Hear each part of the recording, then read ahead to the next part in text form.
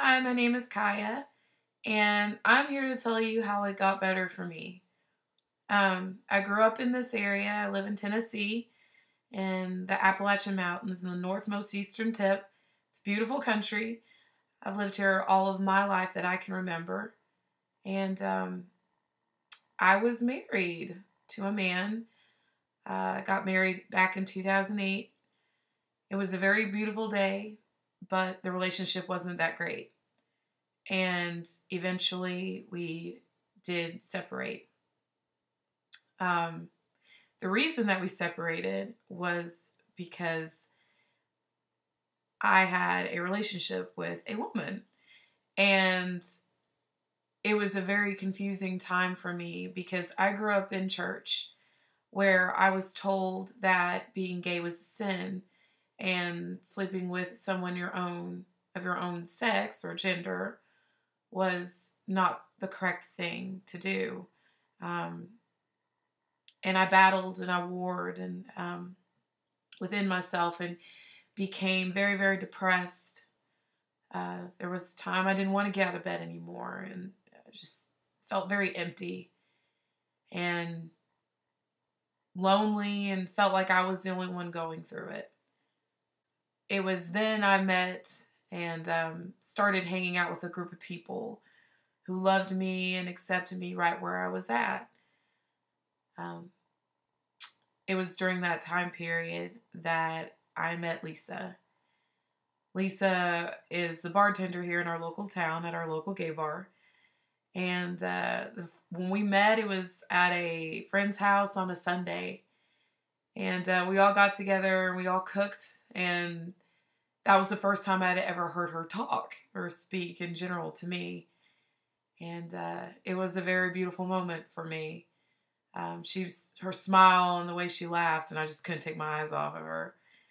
And eventually, April 9th of 2012, we all went fishing, a bunch of friends, and late night fishing over another friend's house. And we just connected and we kissed for the first time, and I just knew she was going to be different. But I fought her tooth and nail. I didn't want anything to do with her. I didn't want anything to do with love. But I let myself have my single time and allowed her to have her single time because she was just coming out of a long relationship as well. So we eventually connected and it was beautiful, and she became the love of my life. April 9th of last year, she asked me to be her wife. She took me on a photo shoot. Well, actually, I had scheduled a photo shoot, but little did I know, she had actually spoke with the photographers and turned it into a surprise proposal. Tears, laughter, pure joy. And in that moment, I had kept my private life and my gay lifestyle, or however you want to look at it, but the relationship I had with this woman, very undertoned and underkey. But the moment she proposed to me, I couldn't hide it anymore. I put it on Facebook for everybody to see, and the first thing she asked me was, "You realize you just came out?" And I finished her sentence. I said, "To everybody. My church friends, lifelong friends, acquaintances, everybody knew in that moment, without a shadow of a doubt, that I was gay. And I was going to get married to a woman. And she had asked my father previously, prior to it, if she could have my hand, and he didn't give his blessing. I don't know if he ever will, but he didn't say no. So here we are today, a year later. We were married December 17th of 2013 in New York City, in Manhattan. It was a beautiful day with my sister present. It's a day that I'll never forget. And I really believe everybody should do it that way. Courthouse it, marriage, and then have your wedding, because your marriage should be for you. every day is a struggle, a little bit, because there will always be people that are against our community. There will always be people who won't want to see you with your significant other, with your partner, with the love of your life.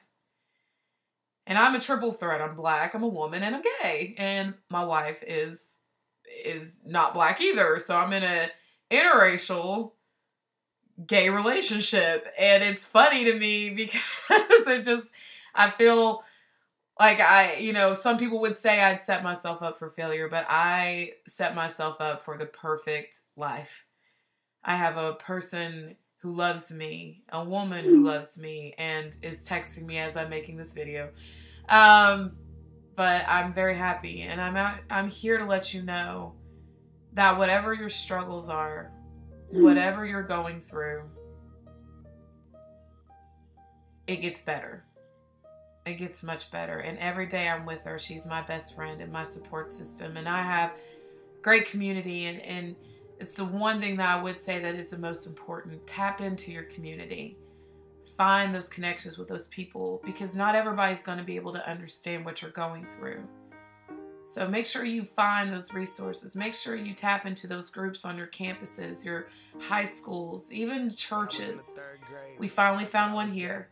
And I'm happy about it. I can hold my wife's hand in church and still love God or whatever higher power, that you deem to be watching over you, over us.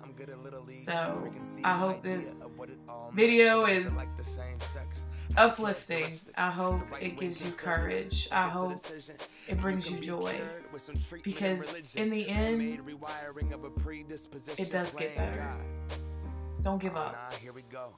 Remember, you are who you are, and you're exactly the way God made you to be. Beautiful and perfect. And He loves you. He loves all of us. And this website is amazing for allowing us to all share our stories here. I came out in 2012, and I got married in December of last year. Whatever your struggles, don't let it get down. There is a light at the end of the rainbow.